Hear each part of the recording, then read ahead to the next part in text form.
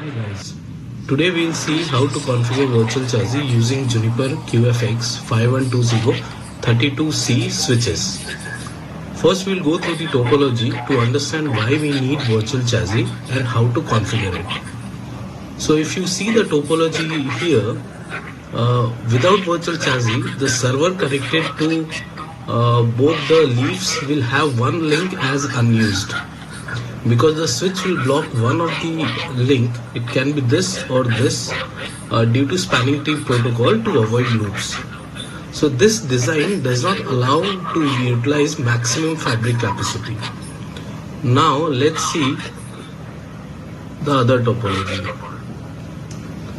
Now here if we use virtual chassis, it it logically makes both the switch as one single unit, thus avoiding spanning tree and allows us to create aggregated interface using both the ports. So here on the switch, when we create the port, it is aggregated Ethernet, so AE1 or whatever number you choose, and on the server you can create bond interfaces allowing you to use both the interface bandwidth. Also, once we configure virtual chassis, both the switches can be managed by a single management IP address. So in our configuration, we'll make leaf 0 as member 0 and leaf 2 as member 1. By doing this, the member 0 interface nomenclature remains the same, but since leaf 2 is member 1, the nomenclature of the interfaces changes to 101.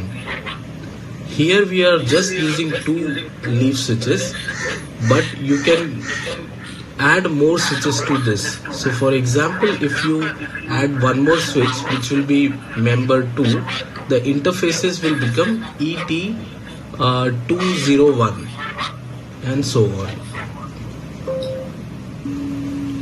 So I'll keep this topology here for you to understand what I'm doing on the switch. So here this is leaf 1 and this is leaf 2. Both the leaves are connected using port 30 and 31. So there are a couple of other things. We need to make sure the Junos version on both the switches has to be same. So if I do show version, it is 23R2.21 and here also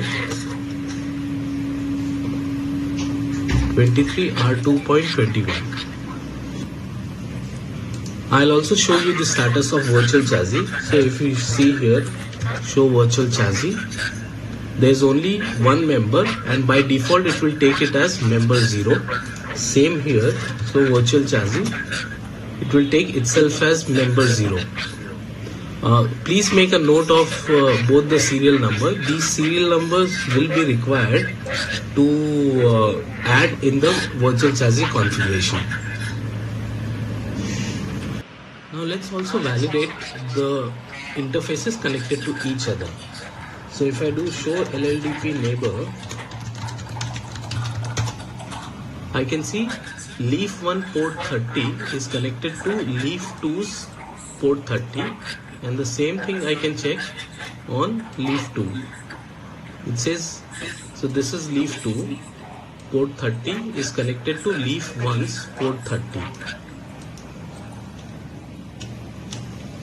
Let's also see the interface nomenclature.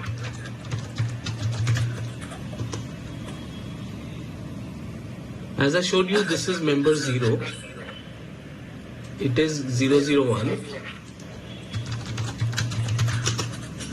and this is also member 0, this is 001. Once we configure both the switches into one virtual chassis and we make this as number 0, this interface name remains same, but this we will make it as member 1, so the interface number changes on this switch. Same way, if you add more switches to this QFX fabric, the virtual chassis. Say for example you add one more switch, you make it as member 2. The interfaces on that switch will show as 201. So ET201.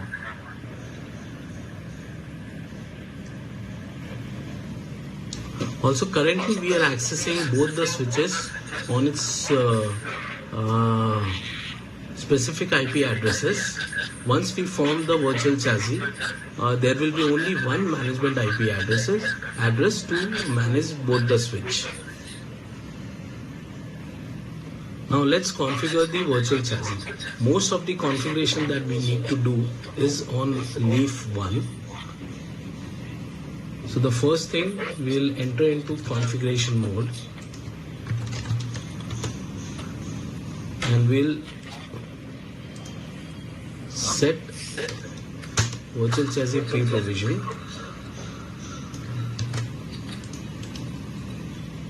No split detection. I'll set this virtual engine, this switch as routing engine. In fact, both the switch will configure as routing engine, and then we'll also mention the serial number of this switch.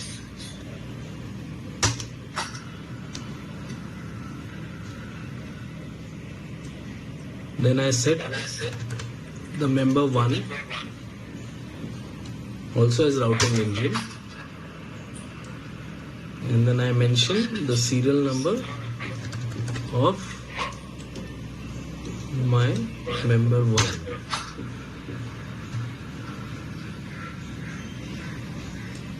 I do commit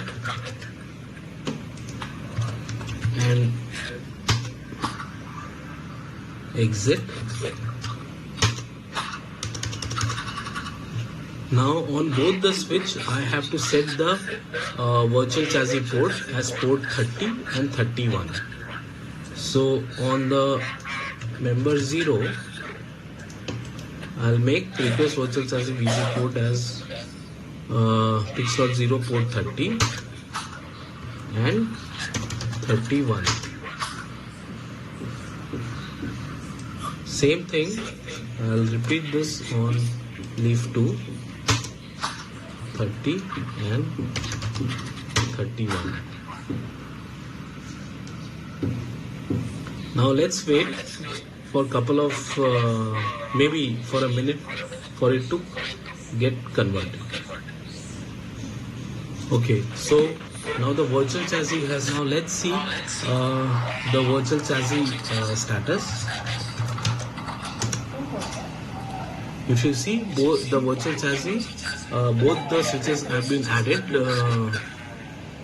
and as per the serial number, we have member 0, member 1, the VC ports and the role which it is playing, master and backup. Let's also see the interface. Now from single console, you can manage the interfaces of both the switches. So here if you see ET001 in our example, and if you go further down, you have ET101. So 101 is member 1 and it belongs to this, as per our naming, leaf 2 is ET101 and leaf 1 is 001. And now you can manage both the switches using one single console. So this ends the video to do the configuration for virtual chassis, and in the next video we will do the bond and the port channel configuration, in the aggregated Ethernet configuration. Thank you for watching. Please like and subscribe this channel.